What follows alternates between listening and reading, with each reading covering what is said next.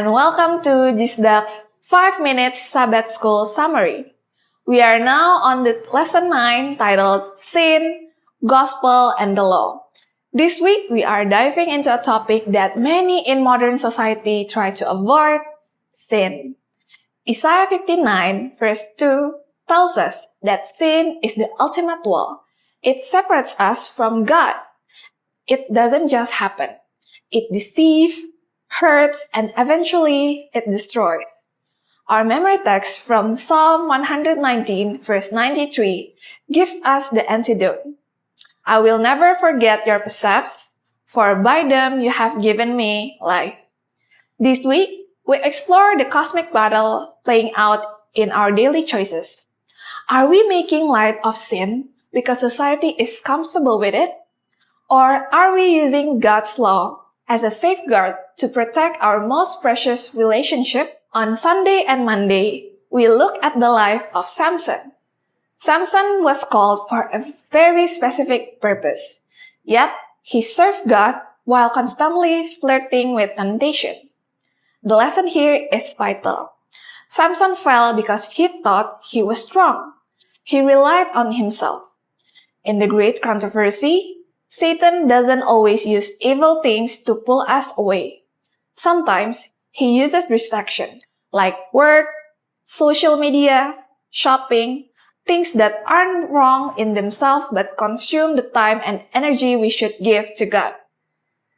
Jesus, though he was God, he felt tired and pressured just like us, but his secret weapon was pulling away to pray.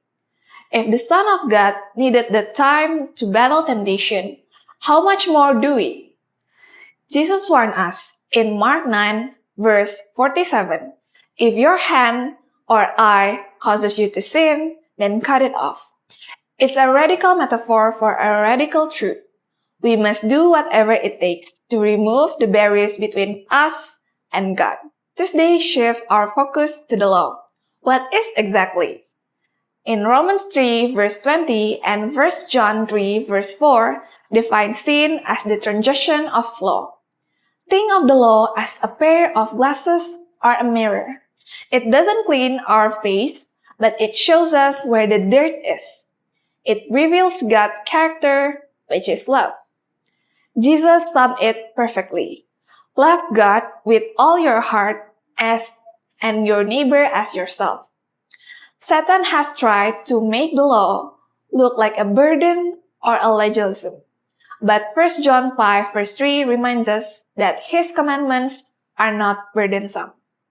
They are safeguard, and they are the blueprint for a happy, healthy relationship with our Creator. On Wednesday, we hit the heart of the study, the relationship between the law and the gospel. Jesus stated in Matthew 5 verse 17 that he didn't come to abolish the law, but to fulfill it. Here's the crucial balance. The law points out our sin, but it has no power to save us. It never forgives, it only condemns. That is why we need the gospel. The cross does what the law cannot. It justifies us before God. When we truly love Jesus, we don't keep the law to get saved. We keep it because we are saved. And as John 14 verse 15 says, if you love me, keep my commandments. Love is the fuel and the law is the track. Finally, on Thursday, knowing versus doing. We look at the danger of a head knowledge. Jesus warned in Matthew 7 verse 21 that not everyone who says, Lord, Lord, will enter the heaven, but those who do the will of the Father. Knowing about God is not the same as knowing God. Real knowledge changes us. And Jesus concluded in the Sermon on the Mount with the parable of two builders. The wise man hears the word and acts on it. He builds his house on the rock. When we hear Jesus' message, we can't stay the same. We must choose.